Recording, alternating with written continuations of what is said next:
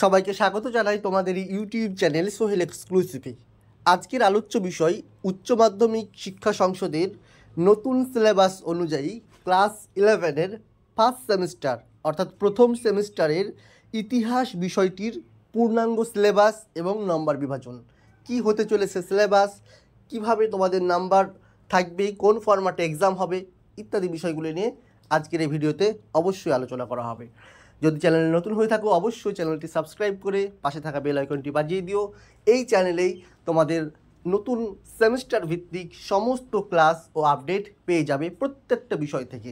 এবং ডেসক্রিপশন বক্সে হোয়াটসঅ্যাপ গ্রুপের লিঙ্ক থাকছে, সেখান থেকে তোমরা হোয়াটসঅ্যাপ গ্রুপে যুক্ত হয়ে যেতে পারো। যদি কোনো অসুবিধা হয় ফোন নম্বর দেওয়া থাকছে, হোয়াটসঅ্যাপ নম্বর দেওয়া থাকছে, তোমরা যোগাযোগ করতে পারো।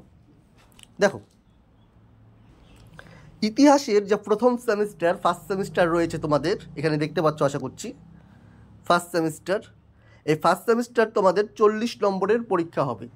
40 নম্বরের পরীক্ষা হবে এমসিকিউ ফরম্যাটে, সম্পূর্ণ এমসিকিউ। ওকে, শর্ট প্রশ্ন থাকবে, এখানে কোনো বড় প্রশ্ন থাকবে না, এমসিকিউ ফরম্যাটে পরীক্ষা হবে। দ্বিতীয়ত, এখানে তোমাদের এই 40 নম্বরের পরীক্ষা হবে, কত মার্কস থাকবে কোথায় সেটা বলে দেওয়া হয়েছে। থিওরি পরীক্ষা হবে শুধু, কোনো প্রজেক্ট ওয়ার্কও থাকবে না।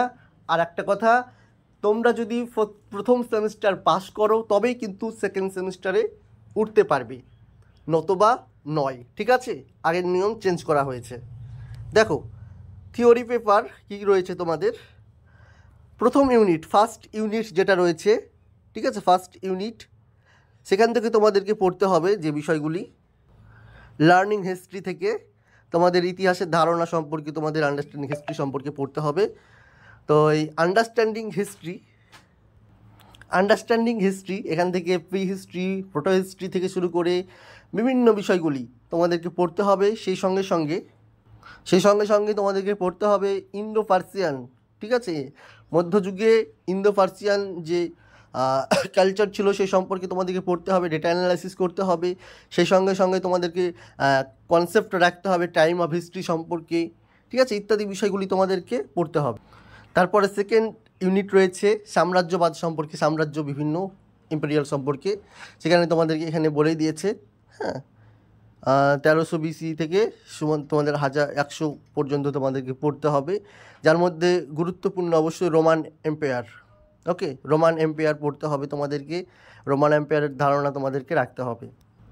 রোমান এম্পায়ারের যোগাযোগ ব্যবস্থা উপমহাদেশের সঙ্গে কেমন ছিল সেই সমস্ত বিষয়গুলি পড়তে হবে। সেই সঙ্গে সেলভ অর্থাৎ দাস প্রথা সম্পর্কে জানতে হবে এবং অর্থনীতির ক্ষেত্রে তাদের কতটা এফেক্ট ছিল, গুরুত্ব ছিল, কালচারাল ক্ষেত্রে তাদের কতটা গুরুত্ব ছিল ইত্যাদি বিষয়গুলি তোমাদেরকে পড়তে হবে।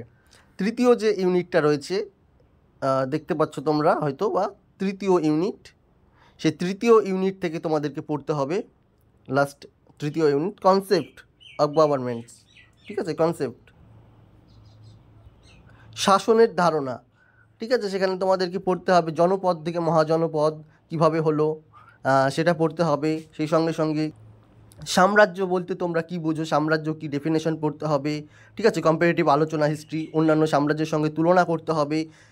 তুলনামূলক আলোচনার মধ্যে এখানে দেখতে পাচ্ছ তোমরা মৌর্যান এম্পায়ার, ঠিক আছে, ম্যাসেডোনিয়ান এম্পায়ার।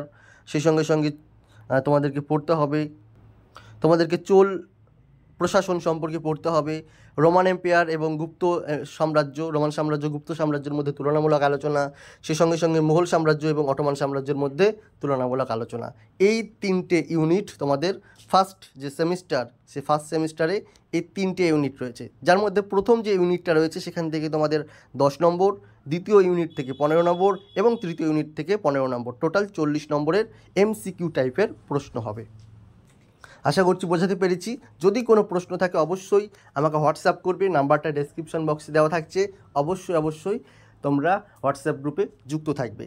দেখা হচ্ছে পরবর্তী ক্লাসে, সেই পর্যন্ত সকলে ভালো থাকবে, সুস্থ থাকবে এবং জোর কদমে প্রিপারেশন নিতে থাকো তোমাদের ক্লাস 11-এর জন্য।